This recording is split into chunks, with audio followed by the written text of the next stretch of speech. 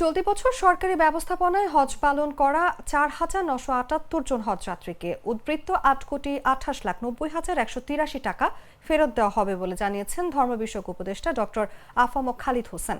চলতি বছর হজ ব্যবস্থাপনায় বাংলাদেশের অর্জন নিয়ে রোববার সচিবালয় সংসদ সম্মেলনে উপদেষ্টা একথা জানান। তিনি জানান, উদ্বৃত্ত টাকা থেকে প্যাকেজ ভেদে সরকারি ব্যবস্থাপনার হজযাত্রীদের সর্বনিম্ন 5,315 টাকা থেকে সর্বোচ্চ 53,624 টাকা ফেরত দেওয়া হবে। তিনি বলেন, হজ ব্যবস্থাপনার ক্ষেত্রে সরকারের ব্যবসায়িক কোনো উদ্দেশ্য নেই। হাজিদের সেবা করা সরকারের একমাত্র ব্রত। আমরা এই বছর হজ প্যাকেজে বাড়ি করার জন্য যে পরিমাণ টাকা ধার্য করেছিলাম তার চেয়ে কিছু কম রেটে বাড়ি ভাড়া পেয়েছে। কোনো কোনো ক্ষেত্রে সার্ভিস চার্জও কিছুটা কমেছে। ইতোমধ্যে আমরা পুঙ্খানুপুঙ্খ হিসাব চূড়ান্ত করেছি। সরকারি মাধ্যমে প্রত্যেক হাজিকে আমরা প্যাকেজের উদ্বৃত্ত টাকা ফেরত প্রদান করব।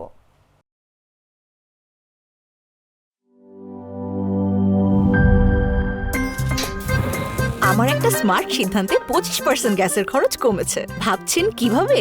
সাধারণ গ্যাস স্টোভ বদলে আমি এনেছি আরএফএল গ্যাস স্টোভ। এর সাইন্টিফিক নজল ও ব্রাস বার্নার ক্যাপ সমানভাবে তাপ ছড়িয়ে রান্না করে দ্রুত। তাই গ্যাসও বাঁচায় 25%, টাকাও বাঁচে 25%। আরএফএল গ্যাস স্টোভ, নিরাপদ ও গ্যাস সাশ্রয়ী।